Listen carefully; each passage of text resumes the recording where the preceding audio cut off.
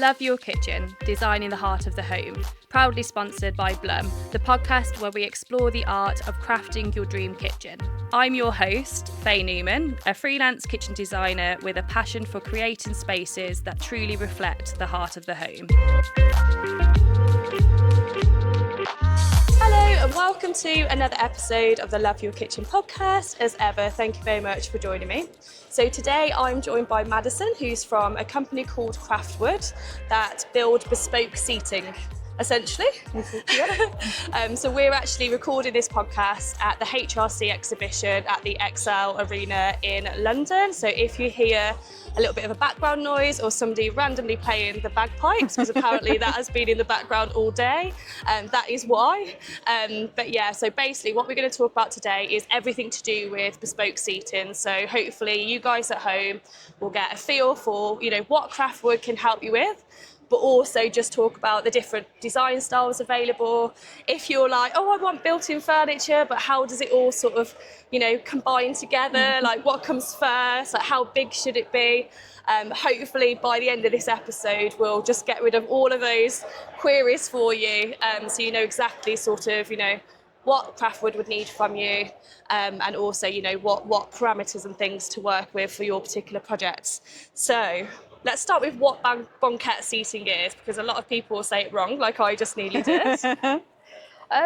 People can say it however they like. Banquette. Basically, it just means an upholstered bench, to put it as simply as possible. It's an upholstered bench, but it is a lot more than that. It is bringing what could be a utilitarian bench, such as eating, into something that is comfortable, into something that is stylish, and just more than just furniture. It's part of the room. It's part of bringing people in. Yeah. No, I completely agree with that, because kitchens are so much more now, aren't they, They're than the heart they of used a to home. be. Yeah. 100%. So and I bet you get so many, cool requests come through where you're like, I want it to look, specifically like this, or can you help sort of tailor it and sort of make it suit my furniture? Yeah, quite a lot of the banquettes that we do, especially for residential, end up being in kitchens.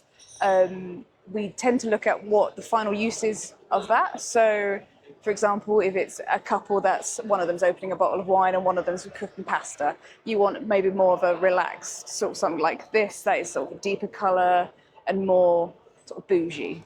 Or if you've got a small family, there's going to be like sauce going everywhere. You want something that's easy to clean. Of course. So it's trying to tailor in what their end use is, as well as the space that they have, and something that they're actually going to enjoy seeing every day. Yeah, very true. And equally, it's got to be practical, as you've mentioned. So obviously, material choice is super important. But how do you determine sort of the size needed for seating? Do you have like certain parameters that you work with? So for the actual seat itself, we work from sort of standard heights for dining tables and standard heights for the back and the seat depth. They're done by ergonomics, and over the years we've sort of refined them. But for the actual overall size, we tend to tailor to the space. We don't really do standard.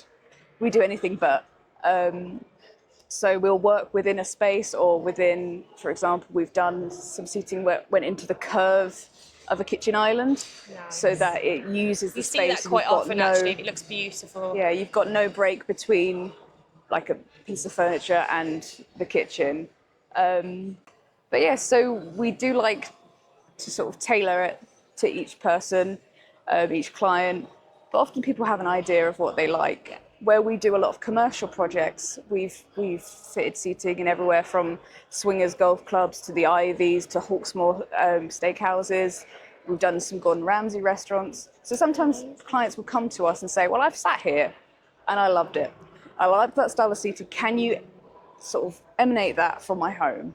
Amazing. So often a good inspiration, a starting point, and then we can manipulate that and mold it into the space it's going into. I do think, though, residential properties now, in terms of their kitchens, are going very commercial, because in terms of the appliance choices, so I had somebody on the show recently where we talked about sous vide cooking, and that was, something that was so specific to sort of like your Gordon Ramsays or, specific, way of cooking. And it's just because everything sort of, everyone, that's the hosting point of the house, essentially. Like, it's almost like turning into a bar. It's a show kitchen, almost, yeah. And it's so, like, obviously from a design perspective, it's difficult to not try and combine everything beautifully and just not make it overpower it. Or if you do want to make a proper statement, you know, how to sort of combine that with the rest of the style of the kitchen as well. Everything but the kitchen sink, but quite everything. Yeah, sort of. definitely. Yeah. Naturally, you've probably got lots of different types of banquette seating out there. So do you want to just run through a couple of those types, and what's the most popular that you find? Sort of two very differing. We either have sort of this sort of style, which is the fluted, which is very sort of classic, but then we also have very popular is sort of the deep button, which is like the more historical, like your Chesterfields. Yes. So we find it either goes a bit more modern or a bit more sort of real classic, proper like handcraft work. But again, we're always up for a challenge, and we've done a lot of different things over the years with like false backs to make it look like the seating was layered. We've done like proper sofas, we've done cushioning everywhere. We did some seating that was basically a grid, but each grid was a dome of foam. Okay. Oh gosh, I bet that was a nightmare to make. Bet it looked gorgeous, but was it not too bad? It wasn't too bad. Okay. Once sort of worked out the best way to do it, it ended up going together like puzzle pieces because everything was separate. Okay. And then when it was all together, it was this cream, gorgeously rounded sort of grid seating. I think the upholstery as well really does make it. Like, say, fabric choices, and as you say, going for the right sort of, you know, sections, like in terms of whether to go to your fluted or like your Chesterfield-esque design. Yeah, because that's another thing that we often do is if a client is not sure about the fabric choice, we would recommend either different styles depending on the seating they're going. So something highly patterned isn't great for a deep button because you'll lose that pattern, you won't see it, and it gets too messy. Whereas something textured is great for sort of your plain back because you're getting all of that. You don't need to add anything more. So we sort of we will make suggestions because we have very extensive library of fabrics.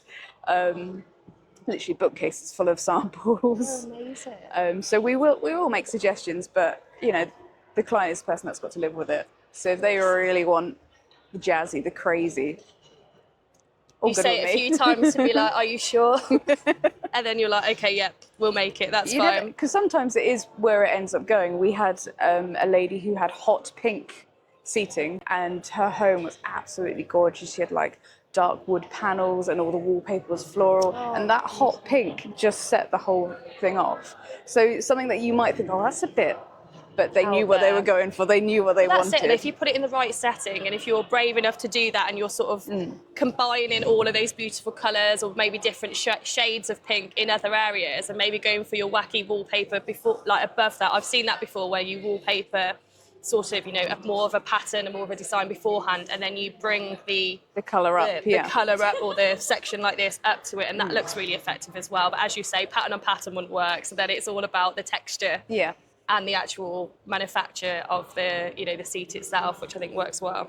But I think I love that sort of like commercial element in the kitchen as well now, in terms of, I think it adds a little bit more drama. It adds a bit more because you're going out for an experience, aren't you? So to have that at home, I think especially if you're hosting with friends and family, it does make it a bit more fancy. Yeah, it's almost like you're sat in a restaurant, but you've just got your cup of beans tea on in the toast.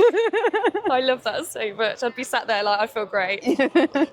Okay, amazing. And then what is the average size for a built-in sort of seating arrangement? So say if you had like a family of 4, 2 children, 2 adults. I mean, I wouldn't want to say that there is a standard. Sort of something this size, which is probably just under 2 meters, would comfortably sit 2 to 3 people. I mean, we will also bespoke make tabletops. So if you have whatever curve you have, we will make a table that suits it. But it sort of depends. We sort of work from either the space or how many people do you plan on sitting this. We did some seating for a couple that had recently retired. They'd moved into retirement living, so they just wanted something small that would just sit 2 people, and then on the other side they had a bench that they could just push under the table. So when family came to visit, they would still have a place for them, but it wasn't in the way, sort of thing. So makes sense. we're very flexible, but I think generally about 2 meters will give you a good two-seater. Okay, that's great analogy to sort of go off. And yeah, as you say, there's 2 people here sat comfortably, and we've got quite a lot of room on on the 2-meter piece, so that works out perfectly. So that's really useful as well to know that you can actually make the tables and any additional sort of benches or seating, presumably, to go around. So say if you had a corner like this, but you didn't want it to almost look really built in all the way around, like sometimes you can get, you've got that flexibility. We find, especially if you're adding like more curves, or you're adding like not a consistent curve, or we've done work where we fit into a bay window. Bay windows, I bet that's if it's from like the 1920s, for example, it's not standard size. You can't get for that. So we obviously bespoke the seat, we bespoke the table, and then you've got something that is going to last. You're not trawling through catalogues trying to find something that might fit in the space. You've got exactly what you want right there. We also do loose furniture, so dining chairs, armchairs, but also we'll do reupholstery. So if, for example, you've got maybe an heirloom table or an heirloom set of dining chairs, it's like, I don't want to part with them, but they don't fit my space. We will reupholster and then build the seating to suit what you've already got. I always get asked this, like for, you know, people that can, or companies that can upholster existing furniture, because like, I mean, It's I was at a kitchen that I designed recently, and they've got two chairs from their grandma, and they were like, I don't want to get rid of them, but equally they don't want the beige sort of, you know, aesthetic on them, which looks and suits the room, but equally, as you say, like it's about bringing in a sort of another colour, another element. It's an opportunity to bring a bit more personality into the design and really, you know, bring it into its own and make it a statement. So it's great that you can pretty much just cater for everything from that perspective. Because all of the new banquettes we build as well, we build them in a way that they can be reupholstered. Recently we've had some seating that's been in situ for 10 years. They just wanted to refresh it. Yeah. So we've taken that away, refreshed it within, I think it was a week turnaround. Oh, wow, well done. It goes back to use. You obviously organise it well with your job role. Should last another 10 years. But the idea that if you've got good bones for furniture, if you've got good bones, it should be a refresh, you know?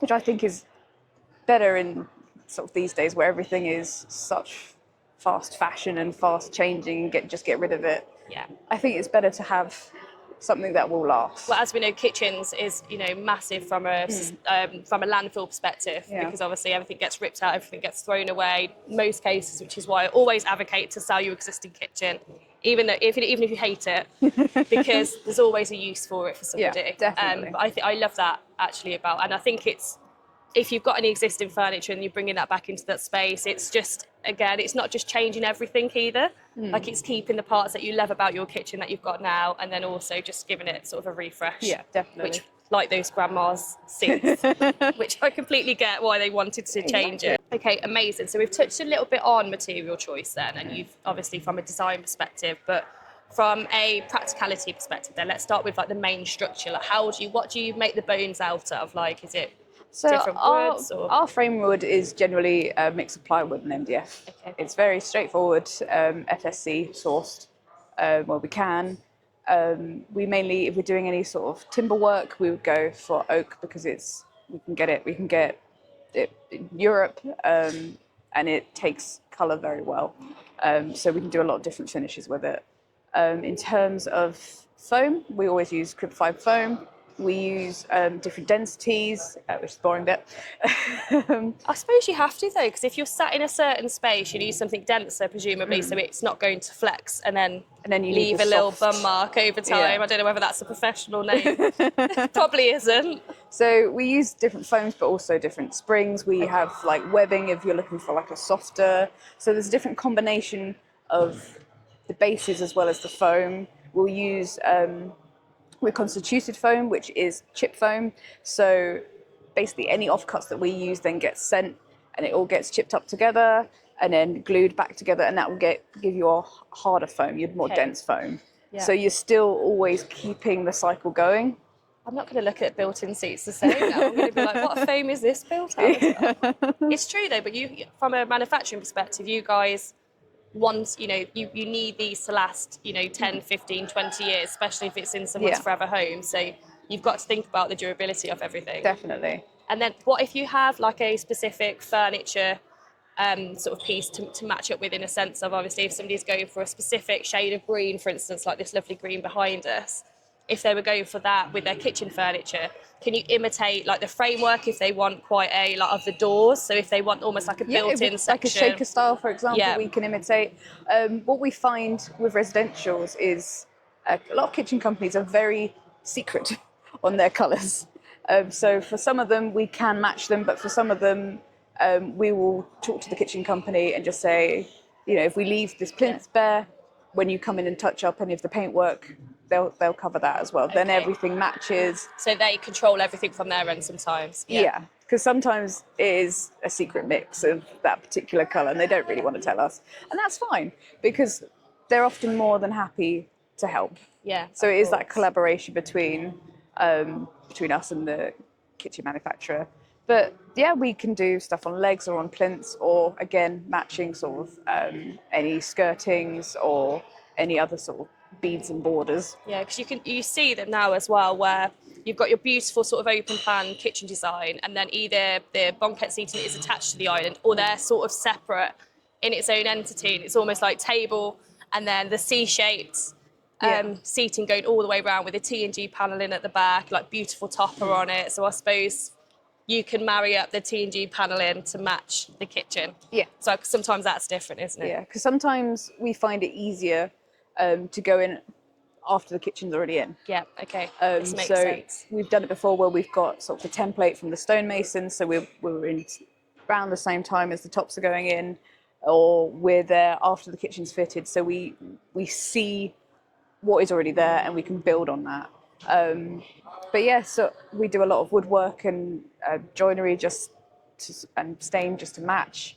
But yeah, we sort of fit ourselves in. Yeah, no, for sure. And that does make sense about going in afterwards, because you're almost not an afterthought, but in terms of like an add-on sort of service afterwards. And I suppose you've got to make sure that your flooring's laid. Yep. So that you've got the right heights for everything. Because if you're marrying it up with a certain panelling on the wall or something, you don't want it to be 10 mil higher. Plus, if you've got anyone doing any decorating, you don't want paint on your brand new of course. furniture. No, Absolutely that not. makes sense for sure. So I do get that. We do like going in quite near the end. And then fabric-wise then as well, so what's your most popular fabrics to use? Because obviously we've mentioned sort of neutrals and sort of the patterns, like the actual colour itself, but say if we had a young family listening, they're like, we need something super practical, what would you suggest? There is a lot of advancements in sort of microbiological treated fabrics, especially velvets like this are actually, a lot of them are quite easily steam cleaned. Okay. A lot of them are just wiped down now. There are companies that we work with that will do everything from sort of healthcare, senior living. So they are all easy to clean. They are literally just wipe it down and forget about it. But it's come a long way. I think before you'd be worried about you'd have to send it away to get it cleaned. But a lot of them now, hot water. Yeah. Okay. Hot water nice. and sort of simple detergent. But obviously, if you ever get anything from us, we'll give you a care package. I was going to say, do you? Because I'm just imagining someone going for like a beautiful neutral colour, and then they're like 2-year-old just spilling blackcurrant juice, or I was going to say wine, but hopefully it won't be wine at 2 years old. But yeah, we would always send sort of fabric cleaning details. Okay. But also, if you are looking for something in particular, we can suggest options where you might say, oh, I love this, but it's not practical. And then we can source sort of the cleanable version. And that's everything from leather, vinyls, faux leathers to velvets and wovens. Okay. Nice. So those are sort of your most sort of popular ones that you go for as well. Yeah. That makes sense. And I suppose, as you say, it all depends on the stitching type as well. So I can imagine you can have like exposed stitching where needed, if wanted, and things like that, so to we can really get that beautiful traditional look. Yeah, so with a lot of the leather seating that we do, we often go for like a saddle stitch, a more traditional stitch. But everything is, so for example, our seats are always top stitched. They're always top stitched on the end for strength. And then we will talk with the client as well on other stitching details. Sometimes it just works better with the style of the seat, to have sort of borders or to have it rounded. Yeah. So we'll go through those suggestions, and obviously if sometimes it's nice to have contrast thread color. So if we sort of tick all these boxes as we go along. Yeah, I think it's so funny, isn't it? Because you could ask me any questions about sort of furniture design and I'd be there. But if you started talking to me about what sort of stitch type goes on different things, I would literally have no idea, because we don't need to, which is why we've got people like you that can help us, thankfully. That's all I talk about. Yeah, I know, but you don't realise that there's so much involved. So it's so nice to know, and almost safe for clients to be like, okay, I'm in good hands with Madison and Craftwood, you know? Yeah, because we make everything in Hampshire. We have our design office at the top, and then we've got the factory below. Everything is made in-house. All of our team are very highly skilled, many years of experience, and they know what they're doing.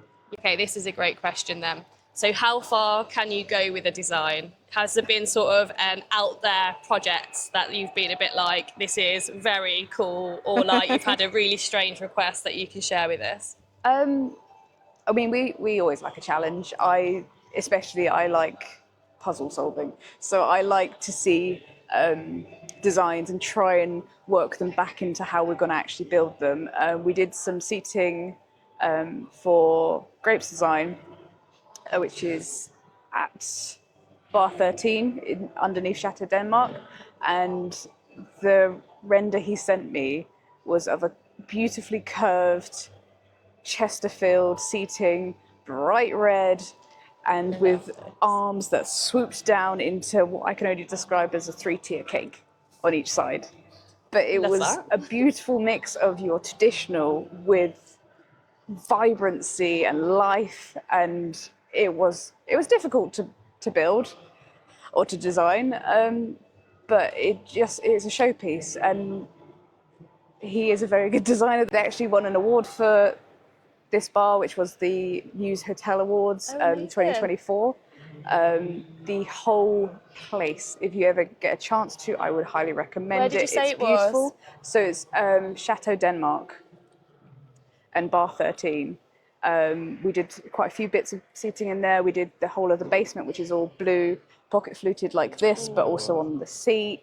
There's a large sort of star-shaped seating in the middle. That's all deep button. It's on brass legs with eagle talons. Oh, wow. It is gorgeous in there.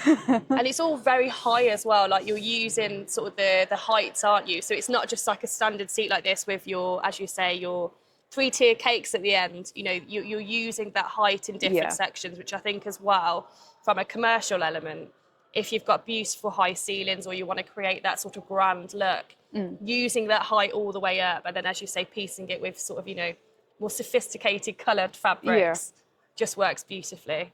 It is an absolutely gorgeous site, and I can't stop looking at the photos. If you're watching on YouTube, you'll be able to see this beautiful design as we speak, because it is absolutely stunning, so for sure. And have you had any sort of weird requests come through? I think the oddest one we got was to make bunk beds that look like Hogwarts. Okay. Which is a bit out of our remit. But I think we unfortunately didn't take that one forward. You politely declined the Hogwarts bed. Politely declined. There's probably some IP infringement on there. We've recreated Hogwarts. Oh, gosh. But yeah, we were always up for a challenge. I mean, we've done like crash landing pads for slides in bars. Oh, really? Oh my God, what bars are these for? We've done sort of day beds for spas. We've done breakout areas for schools that had panels on them that swiveled. Of course. We've done shaped or acoustic panels for gyms. We've done all sorts. Oh, wow, you really have. You're covering all. And I suppose from a design perspective, you've got so many examples to show clients, haven't you? So if you've got somebody that's like, I know I want some beautifully like upholstered furniture like this, I sort of know, like, I've looked around Pinterest and seen a few ideas that we really like. But then I suppose from a design process perspective, that's where you really then We sort of start- jump on. jump on, Jump and in. then just help, because obviously there's so many decisions for a home renovation. So some clients are doing the whole house, not just the kitchen. So you've got to think about light switches, plug sockets, everything. So it's nice that you guys can just sort of take them into their way. we like to give it a go as well. Yeah. Because also, especially with home seating, especially thinking about ideas of storage, something that is still usable, but also can I take the seats off? Can I store? A lady once said she wanted to store her Christmas tree under the seating. So how can I do It's a that? thing that you don't need until If you've sort of got a long December run or of November. seating, Absolutely. straight in. That's a great shout, actually, from that Yeah. lady. So we've done seating with shoe boxes underneath. We've done seating with sort of a little pouch behind, so you can put your laptop and cables and stuff when you're not using it. We've done drawers. I was going to say, if you've done drawers, that makes sense. I get that a lot, because obviously they want to use this section. If you've got a big open space underneath it, they normally want to use that from a practical perspective, from a storage perspective as well. So that makes sense. It's good for like table linens, spare Yes. cutlery.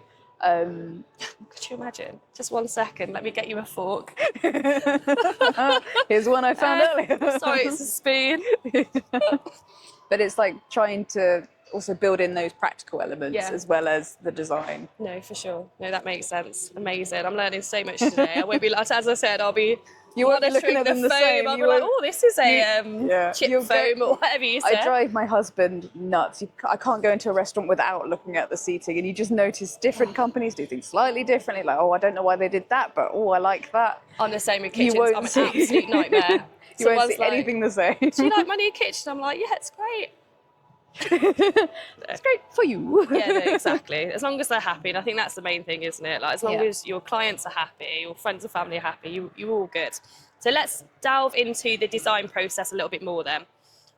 So how do you design the best seater section to complement a specific scheme? We've sort of touched on this in a sense of you need something to go at, don't you?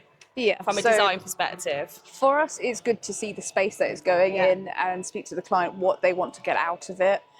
We can make suggestions or tweaks through those conversations, because sometimes spaces aren't practical, and we will be honest about that.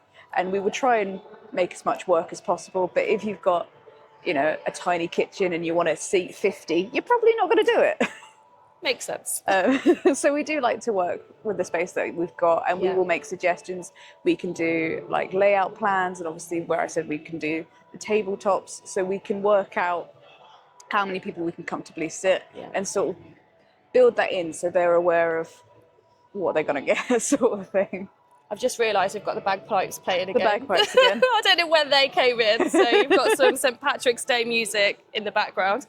And then from a lead time perspective then, so obviously if you're coming in sort of towards the end of the project or once everything's finished, when would be the best time for them to sort of get in touch with you? Like, I mean, the earlier the better.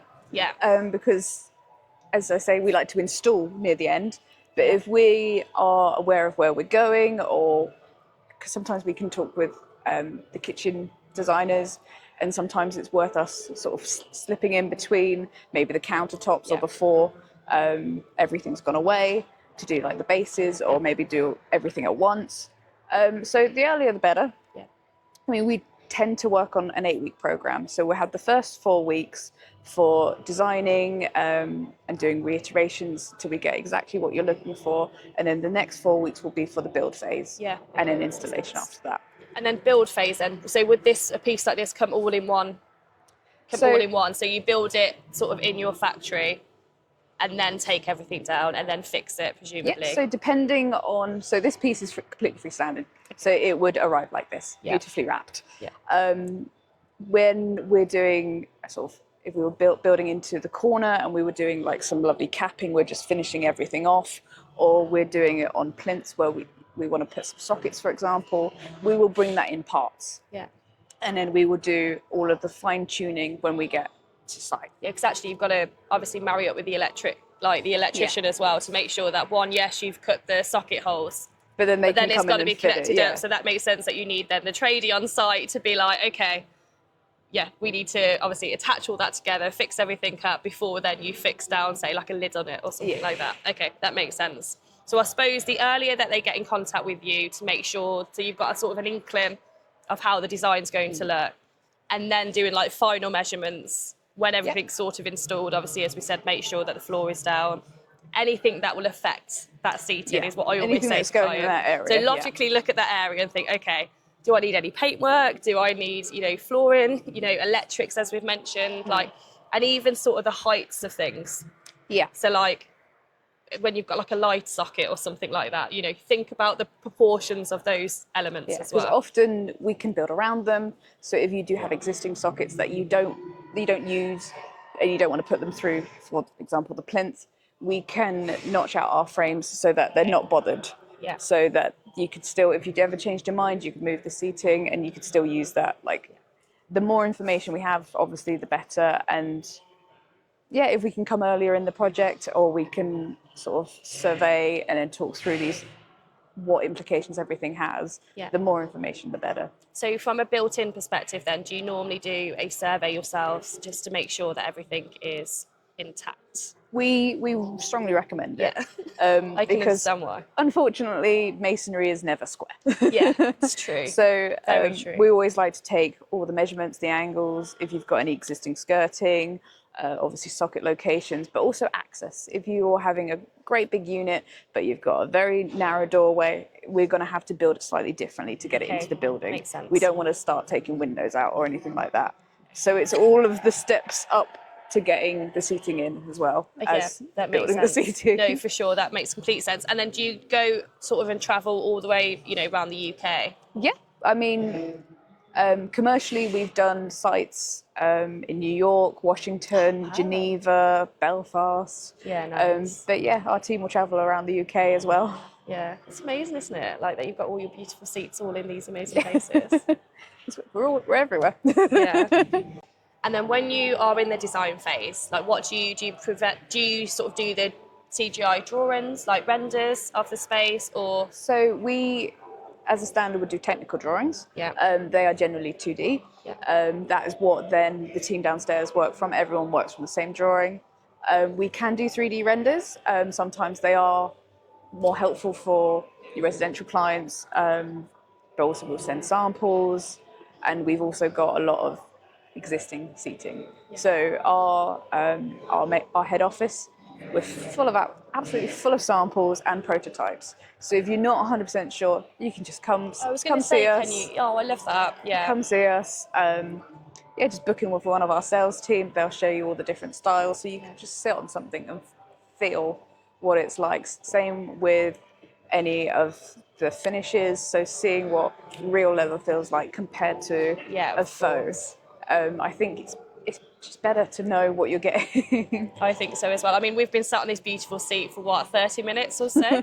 So comfy still. Good. Which is great. This is great advertisement for you, but no. But especially, I was going to say, especially from a texture perspective, like you want to make sure that holistically you like, sitting, you've got to live with it. You've got to live with it, absolutely. So it's not just about the practicality, like it's about everything, and even sort of like if someone sat on it and it sort of leaves a mark like that as well, if that's going to annoy you, you're going to constantly be brushing down everywhere. Yeah, because especially with velvets, you get different height of piles, or you might go for a mohair, you might go for something else. Because of that, it sometimes sparks something you didn't think of. Yeah, for sure. Amazing. I'm learning so much. So from an installation perspective then, sort of how long, I mean, you said that you managed to upholster that one, bespoke seating in a week, which is crazy. So I can imagine not all of them are available for a week turnaround. If so, you guys are masters at what you do. So generally the installation on site doesn't actually take too long. We normally allot about half a day for it, depending on how complicated the area is. But generally for residential, we try and pre-build as much as we can. Yeah. So if, for example, it's something that's curved, we will pre-build the front of the plinths. Obviously, the backs and the seats are already done. And then we'll get, for example, if you're having capping, we'll get it 99% of the way there, just so that we can refine it when we actually get to yourselves. So that we're not in there for weeks. Yeah. We're in there for a morning or a day at most. Okay. Nice, because I can imagine, because you're one of the last parts of the project as well. Everybody you just want to wants see it it all done. You want sorted, it as all polite as you finished. probably are. Cherry on top, that's what you want. Absolutely, you are not just designing the cakes on the end, like you are the cherry on the cake. Cherry on the cake, that is a right analogy, isn't it? Amazing. So that sort of explains sort of the whole process from design all the way through to the installation, which is great. So to finish on then, what has been your favourite project that you've worked on? Is it the one that we discussed earlier, do you think? I mean, that one I do really like, and I think it is just gorgeous. It's something that I respond to the design of, and I really enjoyed the challenge of making. We've also done a few of the swingers golf clubs, and they are always fun. They're always fun because each area is completely different. They're wild designs. They've got like flutes that are creating waves. Every color is different, and they're just quite fun projects to work on as well. So that is definitely something I enjoy because I like the challenge, and I like to go, oh, this area is like this and this area is like that, and it's nice to have that change. Yeah.